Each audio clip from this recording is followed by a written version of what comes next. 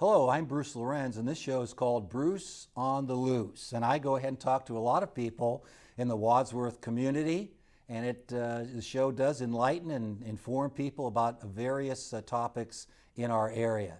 I'm pleased to have Doug Beeman, the treasurer of the Wadsworth City Schools, with us today. And Doug, thanks so much for joining us and giving us a lot of information about school finance. Great. Thanks for having me. How long have you been with the Wadsworth City Schools, Doug? So I have been with Wadsworth City Schools since 1996. I spent 8 years as the assistant treasurer, working with Dan Bowman. And then for the last 17 years, so starting in the summer of 2004, I've been the treasurer for the school district. So yeah, it's been a while. Yeah, no question about it. I would imagine the assistant treasurer's position assisted you in developing your philosophy and seeing what Dan did, taking the positive elements and tweaking it maybe a little bit. Yeah, without a doubt. Prior to that, I spent 2 years working with a public accounting firm, doing some work primarily in governmental accounting in schools and municipalities and counties. And then I was fortunate to become the assistant treasurer at Wadsworth for 8 years, which definitely gave me a great foundation. Learned a lot from Dan Bowman, and then developed my skills to then transition in 2004. What would be the process for someone to become, and I'm sure you just didn't decide in high school, hey, I want to be this treasurer. This is probably a process that someone would become, and I know ladies certainly are very good in math and science as well, and they may be interested in this position. Yeah, so to become a treasurer in the state of Ohio, just like most positions in education, you have to have a license through the Ohio Department of Education. And to get that license, you need a 4-year degree in business or accounting or finance. And then beyond that, you need to take 2 graduate level courses in school finance and school law, and do a 300-hour internship with a sitting treasurer. So once you meet those criteria, then you can apply to the Ohio Department of Education for that treasurer's license, get your initial 5-year license, and then again, similarly like administrators and teachers, you have to maintain that license through continuing education. Every 5 years, you have to renew that license and get your continuing ed requirements, again, through the Ohio Department of Education. So I would imagine that's very important to keep up. Lots of changes from when you look back at your 17 years. I'm sure there's been so many alterations and changes. Of course, every 2 years, the legislature has a budget, and that alone probably has you scratching your head and wondering what were they thinking about. Yeah, without a doubt. There's our professional organization, the Ohio Association of School Business Officials, does a great job of providing continuing ed for business officials throughout the state of Ohio, and it's critically important. I kind of serve a little bit on the other side of that role too. I'm also an adjunct professor for Ashland University, so I teach school finance classes for people that are looking to get either their superintendent's license or their treasurer's license. So work with people in that regard too on their continuing ed as well. Doug, who comprises the office that you coordinate? Yeah, so the treasurer's office for the schools, we have 3 wonderful ladies that work for me. I have my assistant treasurer, Christine Chase. She's been with us for 8 years now, I believe.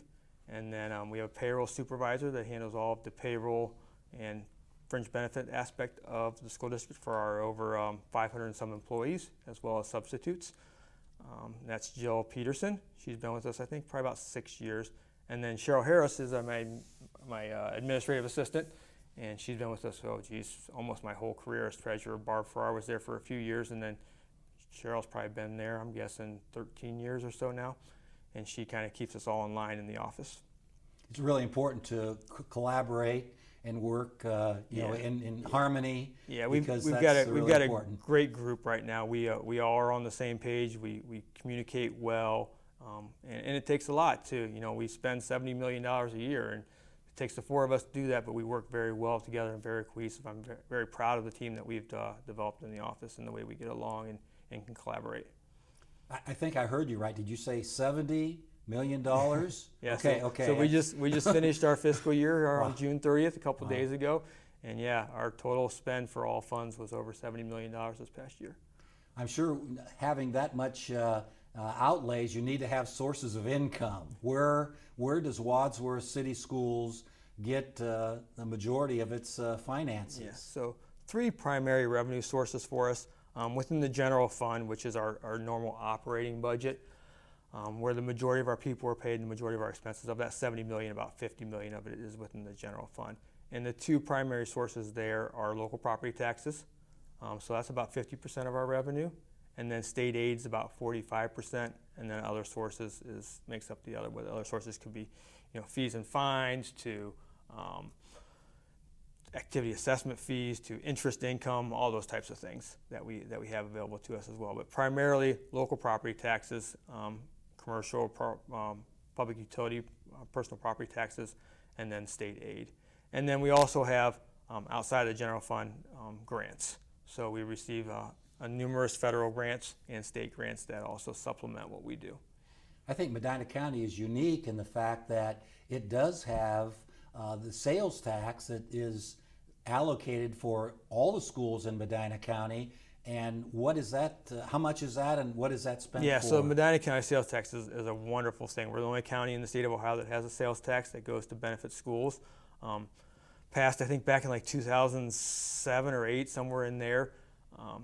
Been a wonderful thing for us to help us construct the new Valley View and the new Isham Elementary School. And that provides about $2 million worth of income to us a year that has to be earmarked for permanent improvement type expenditures. So we can't use it to pay teachers or custodians or whatever. We have to use that money to upkeep our facilities. So if we need a new roof or a new HVAC or something like that, we can use those funds there. We can use it for technology improvements and textbooks as well, new buses, those types of expenditures. But yeah, that's been a wonderful addition to us from Medina County. It's really helped us maintain our buildings, and in the case here in Wadsworth, we issued some debt against the sales tax to actually construct the new Valley View and the new Isham Elementary School a number of years ago. We talked about coordination within your office a few minutes ago. What about the Board of Education, your relationship? I think people think that the superintendent is kind of your boss, but really that's not the case, is it? Yeah. So the way schools are organized in the state of Ohio, the Board of Education really has 3 primary responsibilities. That's to set policy, hire a superintendent, and to hire the treasurer. So the treasurer and the superintendent are the only 2 employees that report directly to the Board of Education, are evaluated by the Board of Education. And then I'm responsible then for hiring the staff within my office, and then Dr. Hill is responsible for hiring everybody else. So everybody pretty much in the district reports through some channels up to the superintendent, except for the treasurer, who does report directly to the Board of Education. And we have a great board right now. Very collaborative, work well together. If we made it through this past year with the pandemic and the things that we accomplished through the leadership of our board and Dr. Hill and all of our administrators, teachers, support staff, and the entire community. But really it starts with that Board of Education, and they work well together, and Dr. Hill and I work very, very well together. I've been blessed. In those 17 years, I've worked with 2 superintendents, Dr. Fortner and Dr. Hill, and 2 incredible men that have helped develop me as a leader as well. And that relationship, I hear with my colleagues that don't have strong relationships with their superintendent sometimes, and the frustrations that can have. And I've been truly blessed to work with 2 great ones and been very collaborative and great working relationships and great respect. And that's really important. No question about it. I appreciate those remarks, and it's good to know that you're on the same page. What about those fixed costs? We talked a moment ago about costs that you can't avoid. You have those year in and year out. What are some of those fixed costs for the school? Yeah. So our main fixed cost is people.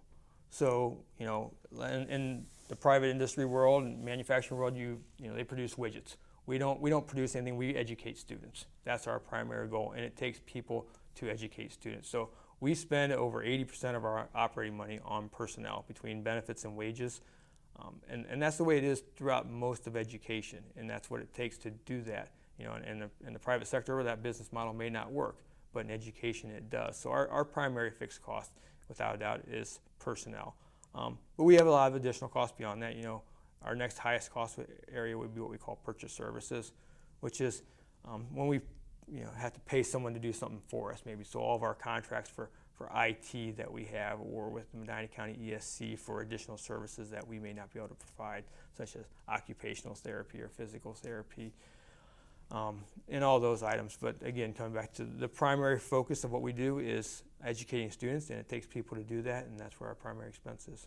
Got to make sure you pay your umpires, right? Got to Yeah, make sure exactly. they do the job and do what they are supposed to do as well. We No gotta question check the about Bruce it. every once in a while. Yeah, every once in a while. What about, since you're a college professor, did you go ahead and have a lesson plan for the pandemic and predicted that ahead of time? You talk about the year that the board and the superintendent went through and yourself.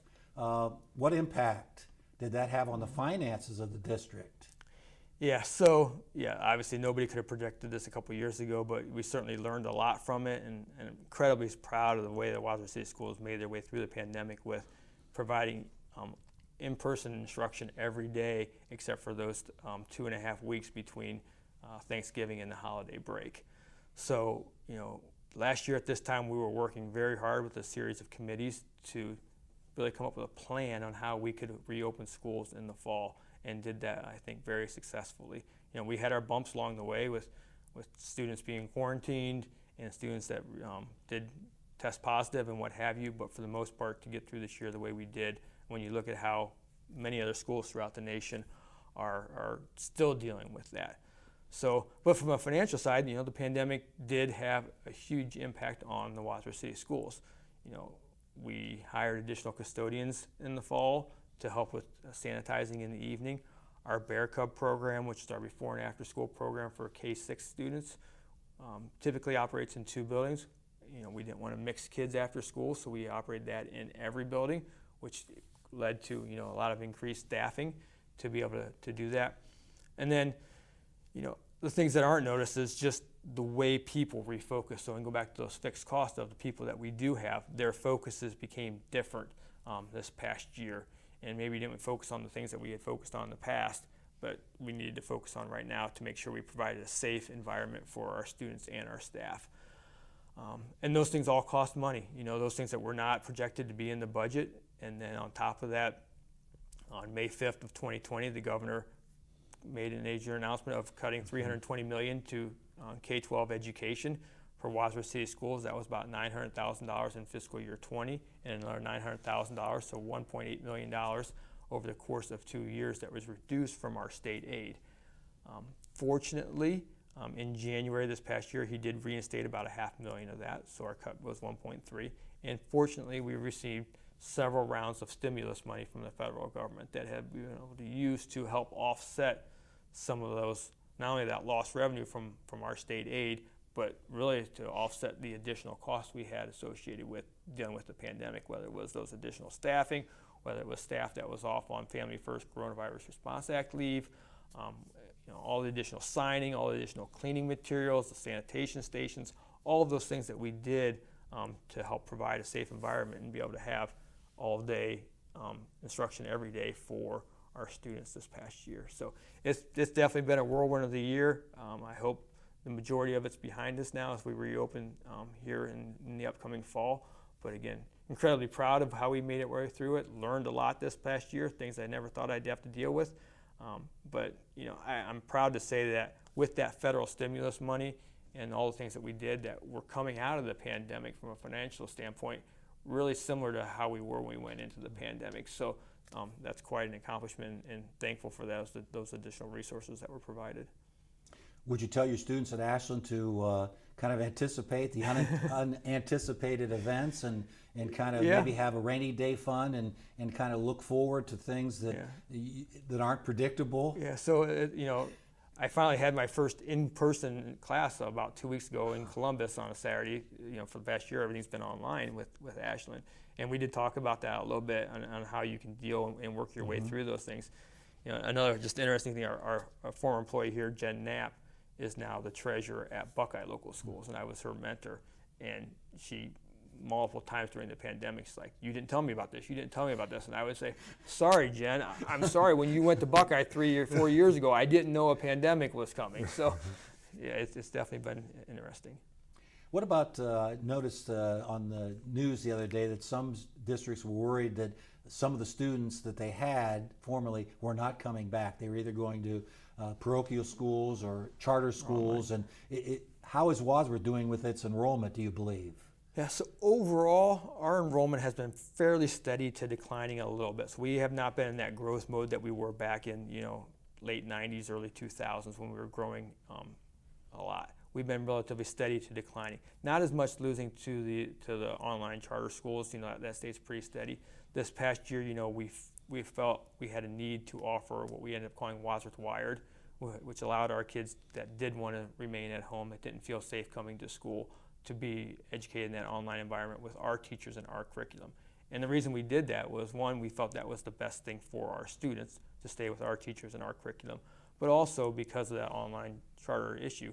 The way the old state funding formula worked, because we have a new biennium here that started yesterday, and it's going to be a little bit different now, but at that time, we get about $3,000 from the state for each student that we get. But when a student of ours leaves to go to an online charter school, the state deducts $6,000. So we would lose $3,000 in state aid for every student going to an online charter school.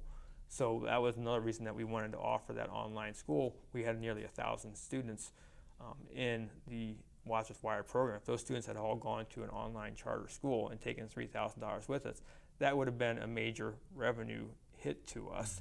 And not only that loss of revenue, but it would have impacted what we were able to do here for the students that remained. So by offering Wadsworth Wired, moving some of our existing teachers, so we didn't add staff to do Wadsworth Wired, we took our existing teachers because we were going to have lower enrollment in our building and moved about 2 teachers per grade level to the Wired program. Didn't increase our cost, but you were able to save losing those students to the online charter school industry. So again, another thing that we've done to try and save some dollars and also provide the proper education to our students, because we feel that what we could provide them in Wadsworth Wired is stronger than what they might have received in an online charter school, and then still be able to participate in all of the other things that Wadsworth Schools offers as far as the extracurricular activities and everything else that is part of being part of Wadsworth City Schools. Is there any fear for foreclosures? Yeah, so in Wadsworth we haven't seen a whole lot of foreclosures or delinquencies in our property tax collections. So we've remained relatively strong. That was definitely a huge concern at the beginning of the pandemic. I go back to our professional organization and the advice that they give us, and one of the things that they were talking about was, in your 5-year forecast projections, accounting for increased delinquencies because of the pandemic. But I think, again, because of all the resources people have had throughout the pandemic, we have not seen an uptick in the foreclosures or delinquency collections so far here in Wadsworth, so we've been fortunate there.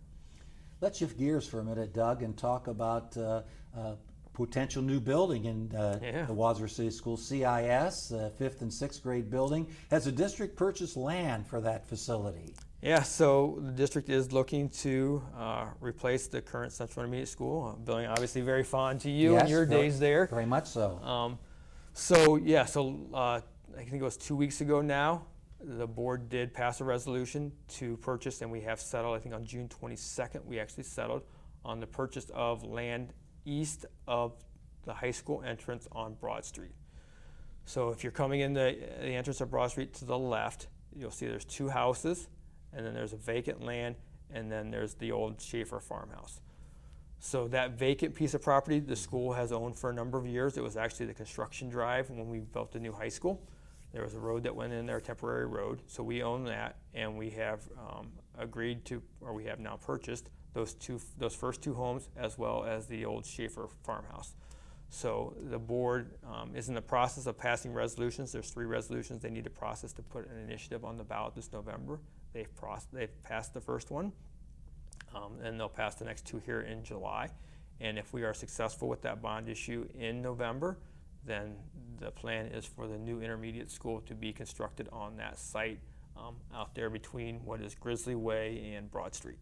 I think that's really a good location, that you have a lot of buildings, the middle school, high school, CIS, all, and then of course overlook across the street. Everything is really compact and kind of in the same vicinity. Yeah, to put everything on the campus, we've heard a lot of comments about, concern about traffic, and we're working with traffic engineers to make sure that we hopefully can decide that. Central being on a different schedule than the middle school and high school, we think will help that quite a bit. So we're not terribly concerned about those traffic issues, but the efficiencies we gain by putting that on the same campus with the high school, that's probably about a 6-acre site. Really, it should be probably a 10-acre site for a building of that size. But because of the efficiencies we gain with the other programming that's on that site, we can get away with a little bit smaller site. And again, whether it's students sharing between CIS and the middle school, or teachers being able to share, enjoy those same things that we currently enjoy between the high school with students and or staff going back and forth, creates a lot of efficiencies for us. And then just other programming needs of being able to share building spaces. If there's opportunities in the high school where our high school kids after school, when they need additional space, can go over and use gym, or if there's an auditorium there or whatever it might be, having everything on the same campus is just going to really be a good thing for us, and I think a good thing for the community. The bottom line for the taxpayer, what is the total cost estimated for the building, and again, will there be some bonds that are going to go off the books, and it's really not going to cost the taxpayer as much as it could? Yeah, so a lot of things are happening there with the bond issue and what's going to happen this November. So take it slowly and try and detail it out here in the next few minutes. So we're actually going to ask for a combination bond and operating levy. So our last operating levy was in 2011, so it's been 10 years since our last operating levy. If you look at our 5-year forecast, we are starting to deficit spend. We've been flirting with it last year and this year, and projected to do that here in the near future. So we're going to start where our expenses are going to start exceeding our revenues, because our revenues remain relatively flat with the way schools are funded in the state of Ohio, whether it's our state aid or real estate taxes that I talked about earlier. So the board sees a need, and we have a need for some additional operating money in the future. So we're looking at a combination bond and operating levy. I think where the board has decided is 6.7 mils for the operating levy, and then the bond issue would be 2.4 mils.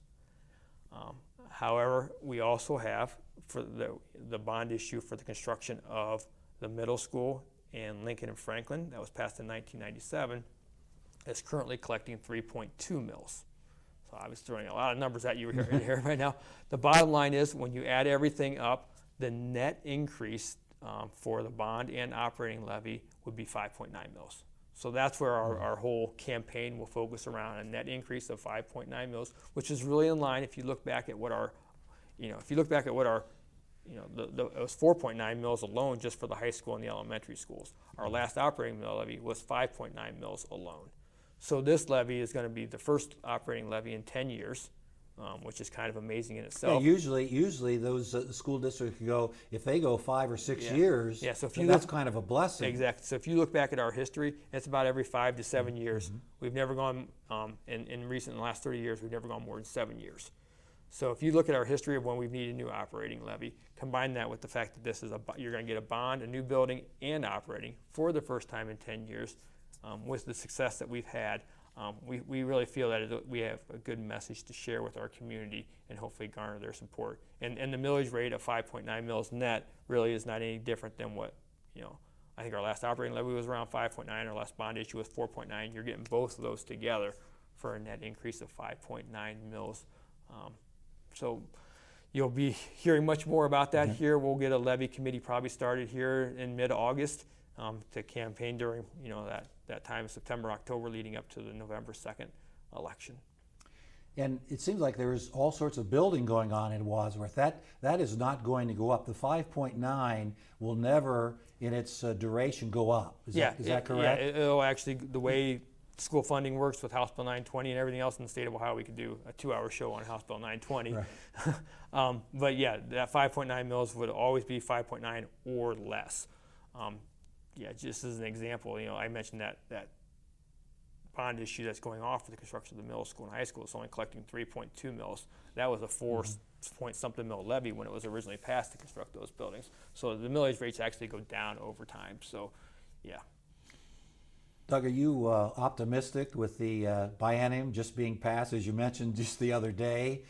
Maybe talk about one item that you feel is very critical for the success of the schools long term, and might this be a stepping stone for other positive things for the schools from the state. Yes, yeah, I have not had a real opportunity, because June 30th was the end of our fiscal year, to dive into the new plan yet, since it's been adopted. However, I was involved in looking at that plan before, leading up to it, with the work that committee's been doing for the last 2 years. So the Fair School Funding Plan is what it was called, was adopted into the biennial budget, and it's a new way to look at funding schools in the state of Ohio. And I do believe moving forward that it's going to be beneficial for not only Wadsworth, but all schools and all students throughout the state of Ohio.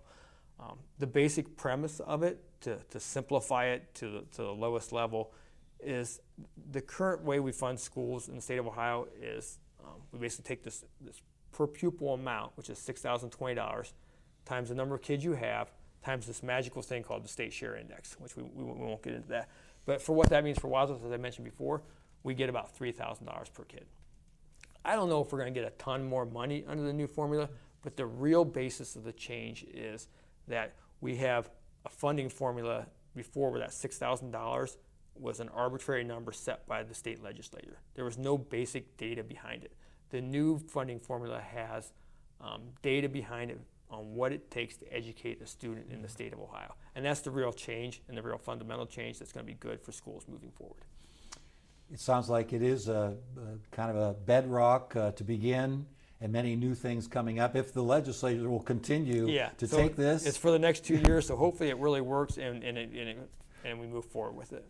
Well, thank you for viewing Bruce on the Loose and watching WCTV. Next week we'll have Roger Wright, and he is the director of the Four Cities Compact here for Wadsworth and 3 other districts, and we'll learn a lot about that situation with Roger. Thanks for viewing.